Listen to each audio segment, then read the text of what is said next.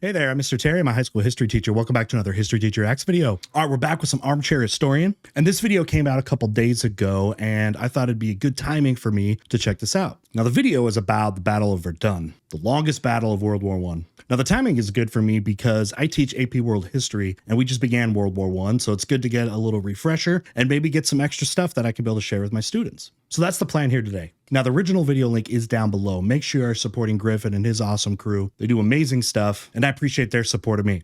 All right, let's watch. All right, every time I look at and watch a new a video from them, I'm always so impressed with how they consistently improve the quality, like technologically, with their artwork and just videography in general. It's very, very impressive, and they're worth every, ounce of popularity that they get because they just keep grinding amazing work. So, all right, longest battle of World War I, Verdun. The air over Verdun hangs heavily they shall with not the pass. stench of war. Germany, undeterred by Entente offensives in 1916, aims to bleed France white. The French, steeled in resolve, stand ready to defend every inch of the River Meuse. With each explosion that rips through the sky, with each life snuffed out in the cold mud, their tenuous grip on hope tightens. German forces press in from three sides, and the men at Verdun prepare for a harrowing saga Such cool of artwork. valor and horror amidst the grim realities It's like a manga. of war. So, Verdun, okay, set the stage a little bit here. We're 1916. Now, this war has been going on way longer than anybody would have thought. It's amazing when, if you didn't know, like when the war started, basically in August, basically of 1914, they were like, we'll be over by Christmas. No. In fact, what's been kind of crazy is not only are millions dead by this point, but in the West here, very little has changed when it comes to the battle lines from where the Germans were stopped and where the French and British held down. Until here in 1916, nothing has changed except countless amount of dead. Amazing. So what you can see here is a push, right? Because they made it a stalemate. How can you break this stalemate? Well, the only way they're thinking about this is a war of attrition. I mean, kill as many as you can. And like Griffin said there in the voiceover, bleed them dry. Situated about 250 kilometers northeast of Paris, Verdun has always held a revered place in French history and sentiment. Its grounds have repeatedly heroic, bore witness hallowed to ground. historic events, such as the Treaty of Verdun that marked the division of the Frankish Empire, its endurance during the Franco-Prussian War against Prussian besiegers, and its resilience against German encirclement during the First Battle of the Marne in 1914. So even by the time the Battle of Verdun is there, it's already a place of almost like spiritual level of something you're not going to let fall. It's important to the history of your culture. Makes you fight harder, right? At the core of Verdun's defense lay the Fortified Region of Verdun, or RFV, an intricate network of fortresses encircling the town. This network boasted over 20 major forts, flanked by numerous smaller fortifications, all constructed between 1870 and 1913. Among these... Yeah, a lot of people don't know that, well, at least when I'm talking to students and stuff, that Germany and France were on the brink of massive war in the years leading up to, 1914. So like even in the 1900s, these countries are already on the verge of fighting. It's probably also why it was so quick to, get to war. And there was no deliberation when, those crazy week when they're throwing out all their, the Germans are throwing out all these declarations of war. It's like they were already ready. Douaumont, Vaux, and Souville were the most formidable, with Douaumont being the largest and newest, having been completed just 3 years prior to the battle. These forts were marvels of military engineering, their steel and concrete foundations buried under layers of earth, offering both camouflage and a degree of protection against artillery shelling. As 1915 like gave the Maginot way to Line 1916, the front lines had wrapped around Verdun from three sides, choking off all but one supply route, 50 kilometers to the southwest. World War I version of Maginot Line. Christened the Sacred Way, became the conduit for hundreds of thousands of soldiers and a torrent of ammunition, offering a flicker of respite to the beleaguered defenders. Verdun held immense strategic importance for both France and Germany. For the French, it was a symbol of national determination, its fortifications guarding the pathway to Paris. By the way, I always bring up the funny thing of, hey, guess why the Germans didn't really use the pointy helmets very long into World War I? And like, oh, it's a perfect way to give yourself up in trench warfare. For the Germans, capturing Verdun would not only demoralize the French army, but also potentially force France to seek an armistice. Moreover, its seizure would provide a tactical advantage, offering a stronghold on the Western Front. You know, this is what everybody thought about every battle in a lot of ways. And Verdun, of course, probably even more so, but like everyone was always thinking, and generals would perpetuate this message where you're one battle away. It was always one battle away. That's probably by this point how they could even get troops to even stand up out of their freaking graves they're digging here in the trenches. It's like, guys, one more. And that would come, and then it wouldn't be the end. It just kept going and going and tiresome, you know? The First World War was one of the most destructive conflicts in human history, Up to that point, it was the the social most, yeah. order and leaving millions of people dead, wounded, and displaced from their homes. Over 15 million. One of the most interesting stories from the aftermath of the war is that of the There's our guy. Czechoslovak Legion. Thanks to the sponsor of today's video, Last Train Home by THQ Nordic, What's this? you can relive this unit's remarkable journey from the horrors of the Eastern Front through the brutal Everyone forgets about the war-ravaged Eastern Front. countryside of Russia as they attempt to make their way back to their newly independent homeland via the long and dangerous Trans-Siberian Railway. Last Train Home. Czechoslovakia was under occupation of the Austro-Hungarian Empire. They got their independence after World War I. As well did, what was it, 11 states? I forget the exact number. I could count them all, but number off the top of my head. Is an RTS game that combines the real-time tactical combat experience of Company of Heroes with the resource management and strategic decision-making of a game like Frostpunk. Deploy your squad, complete diverse objectives in a series of real-time missions while you level up your men and discover their individual stories by unlocking new skills, gathering better equipment, assigning medals, and helping them rise through the ranks. Direct your men in their non-combat roles on board the train and unlock its full potential by upgrading the carriages and locomotive, and oversee important maintenance work to keep it running. Choose your tactics wisely and use every skill to safeguard the lives of your soldiers and complete your mission. Support our channel today by clicking our link in the description below. Download Last Train Home and experience firsthand the compelling narrative of the Czechoslovak Legion's valiant fight on behalf of the Entente powers during the First World War and their long journey home. All right. Overall, the onset of 1916 seemed to herald a tide of optimism for the Central Powers. In the East, their forces had carved deep into Russian territory during the Garlitsa-Tarnów offensive. To the west, Germany held its ground against the Entente in Belgium and the Champagne region of France. The Entente's failed offensive near Verdun in the previous autumn further buoyed German morale.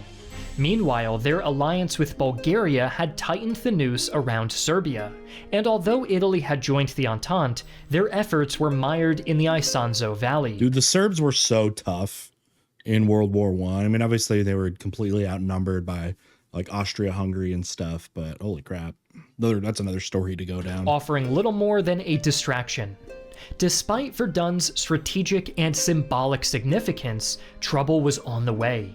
A lack of appreciation by French leadership, especially Chief of Staff Joseph Joffre, meant that the RFV was undermanned and under-equipped. Looking In 1915, Verdun's fortifications had already seen a reduction of over 237 guns and a substantial amount of ammunition, leaving only its heavy turret guns. Despite the onset of trench construction, progress slowed due to resource diversion to the Second Battle of Champagne. By February 1916, Fort Douaumont, the largest in the region, was scarcely armed and was used mainly as a barracks. In General Joffre's eyes, the forts of Verdun were outdated and not likely to stand up to the firepower of German artillery. Instead, he wanted to allocate manpower and materiel on more easily defensible positions across other theaters of the Western Front. It wasn't until political pressure mounted that Joffre ordered reinforcements to Verdun on January 23rd. I mean, hindsight's everything in war, right? You don't necessarily know where things are going to happen. You know what I mean? Look at the Germans in World War II and you know, going in on defending Calais instead of Normandy, right? Hindsight's 2020. And of course it depends on how quality your intel is at the time, but I think it's pretty hard to judge a lot of those decisions when you're not looking at it from like real time, you know. The architect of the German assault was their Chief of General Staff, Erich von Falkenhayn, who was driven by a complicated mix of motivations. Despite these Central Powers advancing well on the war front, Falkenhayn found himself ensnared in a labyrinth of political and economic dilemmas. The protracted nature of the war weighed heavily on his mind and drove home a conviction that sustained conflict for another 2 years would leave Germany in a bleak position. Everybody. 2 more years of this, nobody could withstand that. Nobody can withstand that. It's crazy how devastating it was by 1916. It's crazy, too, that this war is not going to end for another 2 years, and then look what happens. Political standing was precarious. The war had yet to bear the fruit of a major victory under his command, something that his rivals in the German court were keenly aware of. Well, and they were probably like, hey, look at all the success happening in the East. Why aren't you getting it done in the West, right? And if you looked at it from that surface, that would make these Western commanders look like they're terrible when you see how the Germans are just rolling into Russia and spreading out, you know what I mean? So, but that's unfair to compare the two fronts, right? Very, very different. In the West, you got the French. They're bunkered down. They've already been militarized, militarily prepared, I mean. And then you have the British. They're able to help them. The Russians are like on their own there, right? You saw the failed attempts by this time of trying to resupply and make connections to Russia. We got the failure of Gallipoli. We got down south in the Mediterranean going up into the Black Sea. In the north, you got this battle of the North Atlantic, I guess you would say, and holding down the Baltic regions. So Russia, you know, fighting on their own. And then the whole Russia story has got its own thing of incompetence and all that. But yeah, you could see how politically there'd be a lot of pressure on these leaders of the West by comparing it on the east side. These rivals was Paul von Hindenburg, the celebrated commander of the 8th Army, whose victory at Tannenberg cast a long shadow over Falkenhayn's accolades. While victories burgeoned in the apples and East, oranges, Falkenhayn deemed them hollow in the grand scheme of ending the war victoriously. He viewed Russia's vast expanses and indomitable spirit as impenetrable to military conquest, a sentiment echoed in his phrase, "The East gives nothing back." To Falkenhayn, it was Britain that was Germany's formidable adversary. Yet a direct confrontation was deemed futile, given Britain's naval prowess, geographical insulation, and robust resupply channels. Falkenhayn believed that severing the Anglo-French alliance could disillusion Britain and expedite the end of the war. Americans are shipping stuff too, remember that? A crushing blow to France at Verdun could be the catalyst for a much-needed breakup. Part of Falkenhayn... does this seem like overly ambitious of a thought, what the Germans are thinking would happen as a result of Verdun? I mean, it seems like the irreparable thing would definitely, if they were actually able to break through, you know, that would have taken out so many troops, which it did anyways, and punched through that way. But the effects of it on such a large scale, I wonder if that's a little bit of overconfidence, you know what I mean? His attempts to reinforce his political power came in the appointment of Crown Prince Wilhelm as the commander of the 5th Army at Verdun. While a novice in military command, the 34-year-old Wilhelm often ceded decision-making to his chief of staff, under directives from his royal father. Falkenhayn hoped that this dynamic would help intertwine royal prestige with military strategy. This is where it was so stupid. It was still in this era. You have these absolute monarchies, right? Russia had the same thing where you mix in political leaders with military leaders, and it's a bad idea. Those are two different entities, right? Like, you got to trust your generals, and that's something the Russians definitely didn't do, because there was some good leadership out there.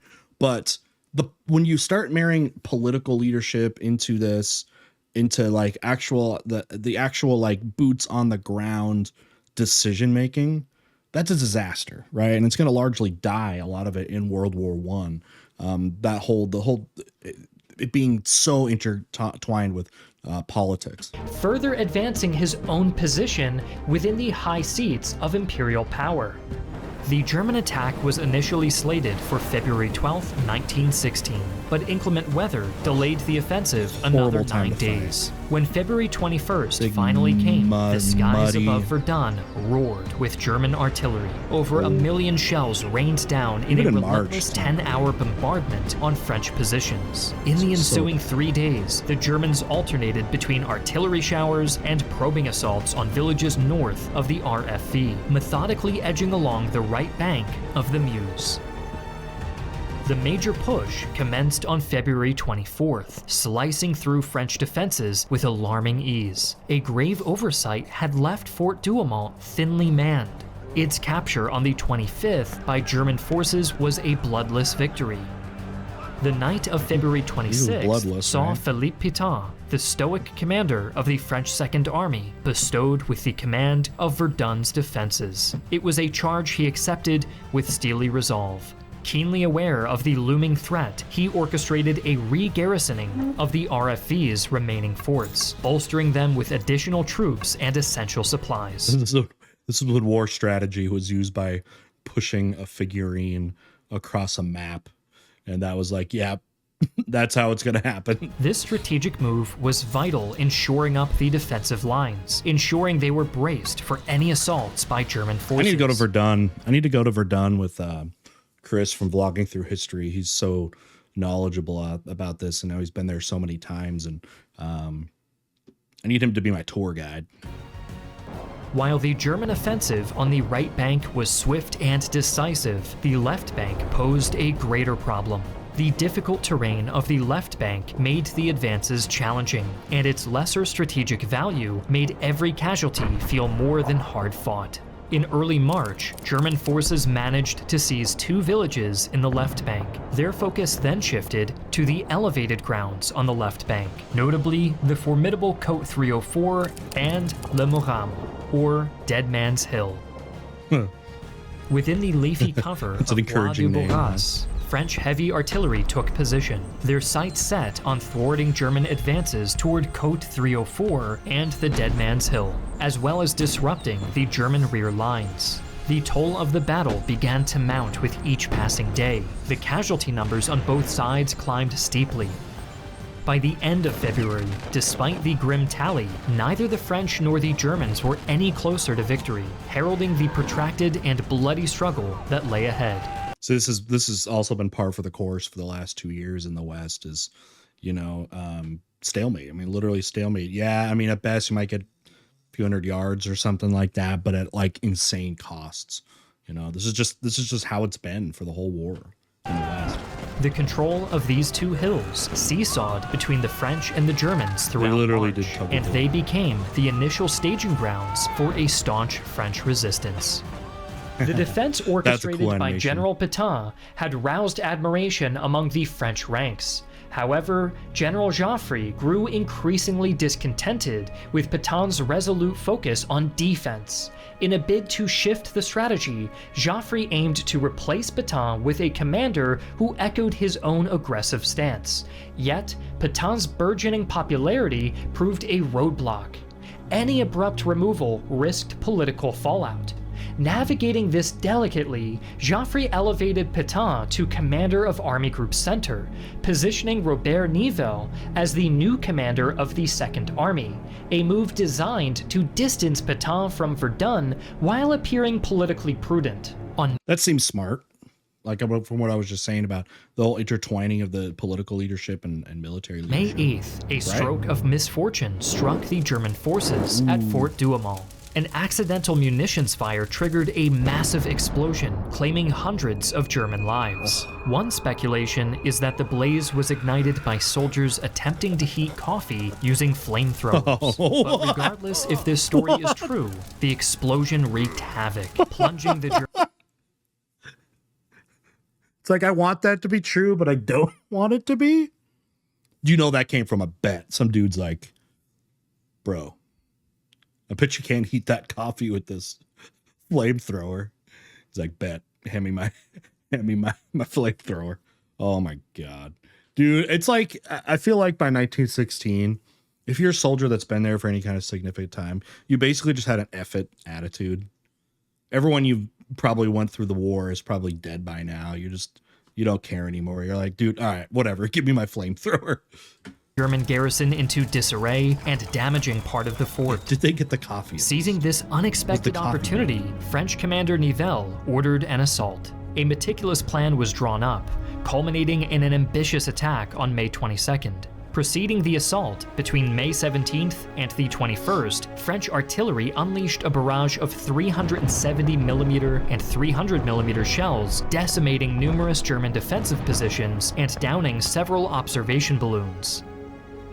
On the day of the French assault, the 36th Infantry Regiment faced resistance on the left flank, but the 129th Regiment made a gallant advance, breaching the fort and occupying its western half. However, their triumph was fleeting. German reinforcements swooped in, isolating the 129th Regiment and compelling a French retreat. Well, there goes that But plan. the saga of resilience continued at Fort Vaux. Beginning June 2nd, the fort endured a relentless German siege. Its garrison, dwindling in supplies and men, clung to survival. Major Sylvain Eugène Renal, the fort's commander, resorted to carrier pigeons for communication. Yeah. On June 4th, Forget that, like, it was that recent in history, like 100 years ago. We're using carrier pigeons still, which is still like kind of cool and charming to me. You know, it's brilliant. I got to look into like how that actually worked, like how they train those pigeons and stuff, because it's really cool. a dire supply shortage, he dispatched his last pigeon with a plea for resupply. The bird, albeit affected by poison gas, valiantly delivered the message to Verdun Citadel, earning the Legion of the Honor and Let's the go, moniker, birds. The Brave. Salute, baby. Relief arrived on June 5th, yet the situation at Fort Vaux remained grim. By June 7th, with merely 12 gallons of drinkable water left for 600 men, Major Renal had no choice but to surrender. In a rare gesture of chivalry amidst the savage conflict, Crown Prince Wilhelm honored Renal with a gifted sword. Despite Vaux's capture, a distant glimmer of hope sparked on June 4th with the commencement of the Brusilov offensive, which eased the pressure on the Western Front, though the respite was temporary. On June 23rd, German forces unleashed a ferocious assault, seizing ground before advancing toward Fort Souville. Amidst the chaos, Robert Nivelle implored his troops with a resounding cry, "You will not let them pass, my comrades." A phrase that would later morph into the iconic battle cry, "They shall not pass." Always got to remember that. That's so iconic. And you know, in the big picture, you get it, right? Like, it's remember how close really they are to like Paris, right? They're like fighting in the suburbs almost. Maybe not that much, but you know what I mean? You know, people are fighting just miles from their literal homes, right? And the idea for like the French, you know, if you give up something, right? That's why the French couldn't retreat in these wars. It was like, there was nothing to retreat to. I mean, everyone understands, like, if you give up Paris, the war's over. I mean, Paris is France, right? You saw in World War II, Paris falls, it's over, right? And this like idea that like you literally cannot let them pass is literal, because it's like, if you let them pass, we have nowhere to go. You know, we're gonna die, and everyone we're protecting, which is not very far over our shoulders, will too. You know what I mean? The relentless onslaught have no at Verdun was momentarily eased as July ushered in the Battle of the Somme, requiring the redeployment of troops along different front lines. By the end of August, Romania's declaration of war against the Central Powers opened up a new front, intensifying the already complex European conflict. This was followed by a significant military reshuffle on August 29th, when Falkenhayn, weighed down by the quagmire at Verdun, was replaced by Paul von Hindenburg as the chief of the German General Staff. Hindenburg, with a fresh perspective, shifted focus to other theaters of war as he recognized the diminishing returns of the Verdun campaign. What wasn't part of that, correct me if I'm wrong, with Hindenburg, with Russia? The East? He promptly ordered a halt to all offensive operations in the RFV, marking a tactical reevaluation. Hindenburg's strategic pivot aimed to better allocate Germany's military resources, seeking more favorable battlefields to change the war's trajectory, which had been largely stagnant and draining. Meanwhile, the French remained poised to reclaim the territory lost under Falkenhayn's leadership. In late October, a determined French assault began, with more than 700 guns pounding Fort Douaumont into submission. Within a week, thousands of shells had rained down, rendering the fort's defenses nearly derelict. Nivelle's novel creeping barrage tactics, where artillery fire barely precedes a steady infantry advance, ensured the German defenses stood no chance. By the time French troops stormed the fort on the 24th, the Germans were already staging an evacuation, leaving only a skeleton force who yearned for reinforcements that would never arrive. By the end of that day, the French had captured over 6,000 prisoners and 15 artillery pieces. That's big. The tale was not different at Fort Vaux. Following devastating bombardments by French artillery, the Germans were forced to evacuate after a French shell caused a huge explosion. The French reasserted control over the fort shortly after, allowing for a moment of symbolic recuperation among the long-drawn bloodshed. On December 14th, leadership within the French army shifted from Joffre to Nivelle, marking a new phase. This change came just before the second offensive at Verdun, orchestrated by Generals Pétain, Nivelle, and commanded by General Charles Mangin. On the morning of December 15th, the calm was broken December 15th. Remember how this started? In February? 10 months in. Roar of guns signaling the French advance. The preceding 6-day bombardment, involving 827 guns and a total of 1,169,000 shells, had turned the battlefield into a pockmarked crater. Artillery observation aircraft directed the final bombardment onto German positions, preparing the ground for infantry assault. At 10 a.m., the French infantry moved forward, shielded by a double creeping barrage of shrapnel and high explosive fire. The barrage was designed to keep German defenders at bay while French troops advanced. The attack was effective. German defensive lines collapsed, with many soldiers captured as the French infantry closed in, accounting for over 13,500 German losses from the front divisions. Despite bad weather, the French troops reclaimed key... These numbers sound more appalling when you look at how small of territory you're actually talking about here. We're talking about 13,000. You're like, okay, that's big. Was that over like a whole front of a country? You know what I mean? It's like, no, it was just for like a few hundred yards. That was the cost. Positions lost earlier in February. The rapid pace of their advance left German reserve units scrambling to respond. By the night of the 16th and 17th, new French lines were established, extending beyond Douaumont and north of Fort Vaux. Though nearly unrecognizable with damage, French positions had been reclaimed once again.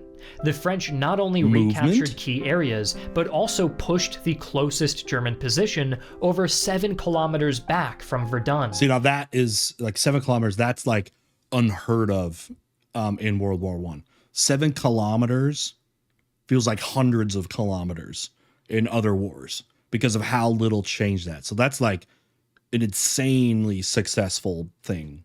If you know, depending on what you think of the casualties that it required to get that, you know. Claiming vital observation points. Tens of thousands. The battle resulted in over 11,000 German prisoners and 115 guns captured, boosting the morale of the French forces as they pressed further east. As French troops continued their advance through villages north of the RFV around December 18th, the terrifying siege of Verdun began to lift. The fields, once filled with the sounds of gunfire and explosions, started regaining a semblance of peace. The war tallies at Verdun were harrowing, with over 350,000 casualties on both sides, of which around 150,000 on both sides also perished.